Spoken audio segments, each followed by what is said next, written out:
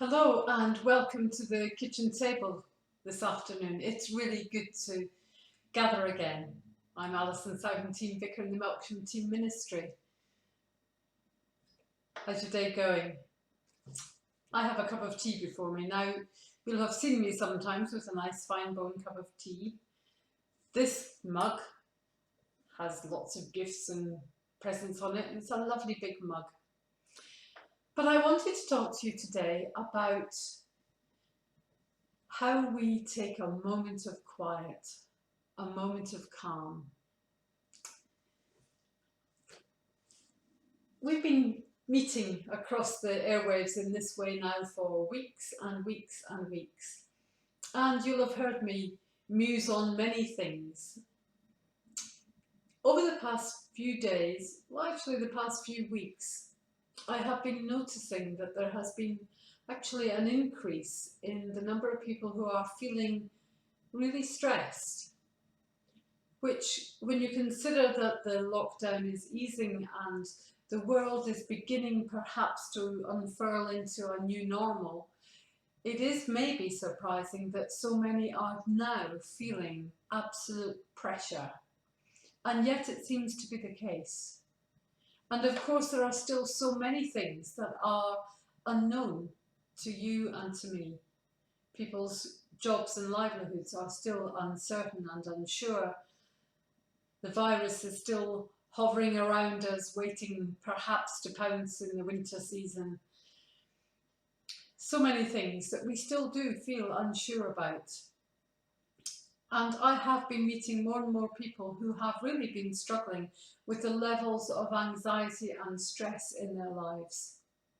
I too struggle with those levels of stress that you feel like you can't do anything about.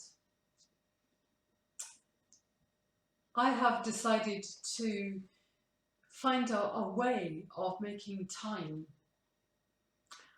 I have to drink plenty during the day. We all have to drink plenty during the day. And for me, a nice cup of tea makes all the difference.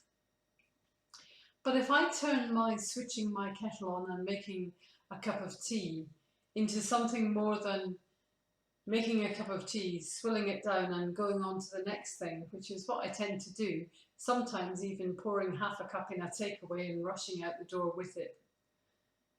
If I actually turn those kettle moments into kettle prayers or kettle space, find myself a pew in the garden,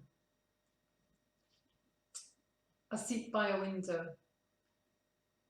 somewhere to just take a moment to breathe deeply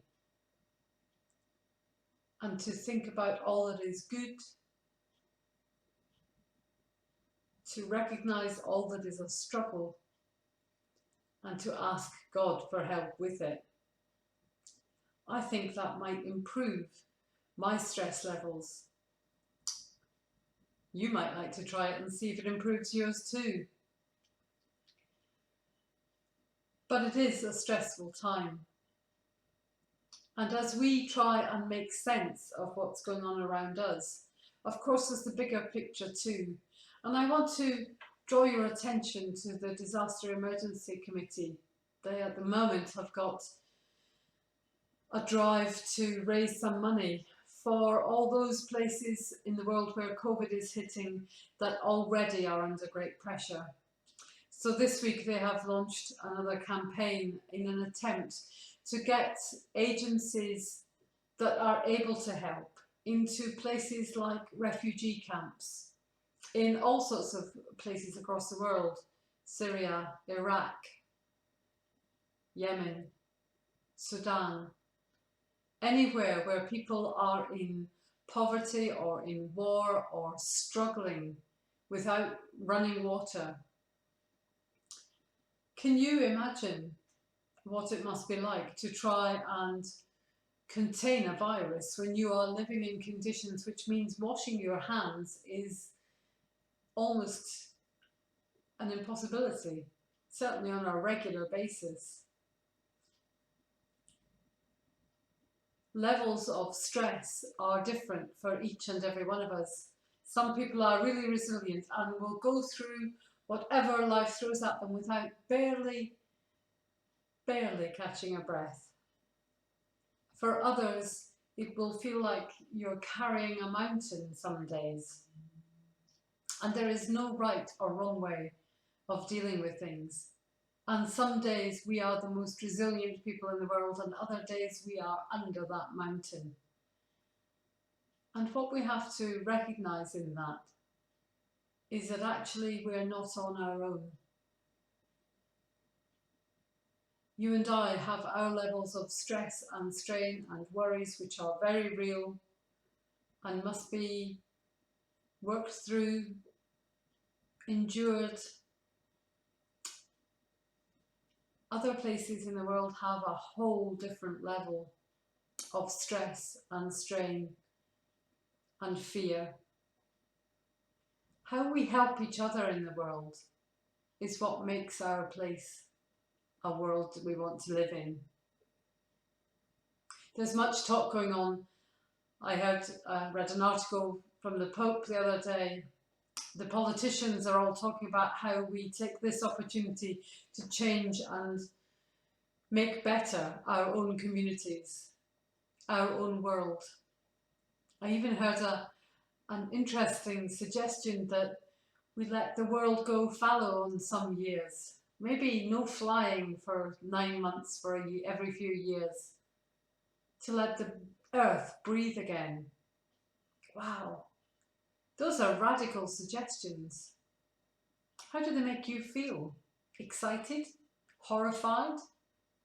Dismissive? Won't happen? Maybe they won't, but you know, maybe they will. When you and I take our moments to breathe, perhaps to pray, and certainly to search in ourselves, if not with God, then into whatever sense of stillness and peace we find, maybe there lie the solutions. Maybe there lie the answers to how you and I can truly change this world. It might be as simple as sending a cheque to the DEC, or tapping a text to a WaterAid advert on the television, or helping a neighbour by smiling and learning new gestures behind masks to say hello to people who don't know we're smiling.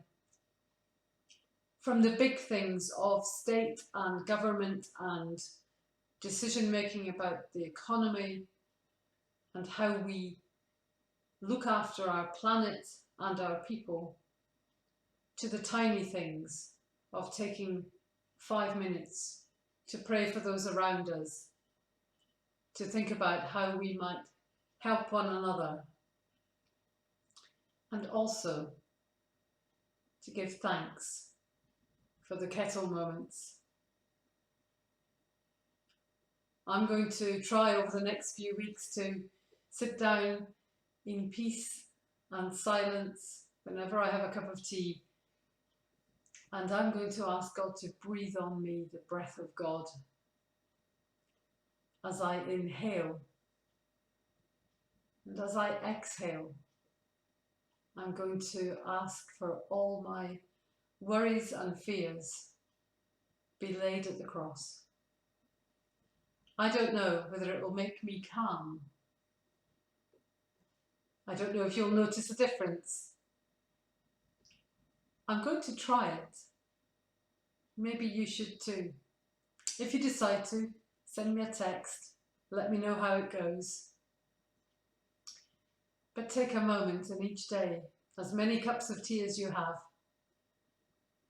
to find that space for you. Because although lockdown is easing, tensions are still there, and we still need to care for ourselves, each other, and our world in whatever ways we can, on whatever days we can. Don't forget to read the notices. We've got quite a pile of people now coming for on the list for cream teas to be delivered to your home. So if you've got family you would like to gather with in your garden, give them a call, book some cream teas from us, and we will deliver them to your garden that you can enjoy on the 26th of July. Take care. God bless. And stay tuned in as we will keep you informed over the next few weeks as to how we're doing with our work towards opening the church in Melksham, the Anglican Church in Melksham. So keep your eye open and hold it all in prayer. Thanks for now. God bless.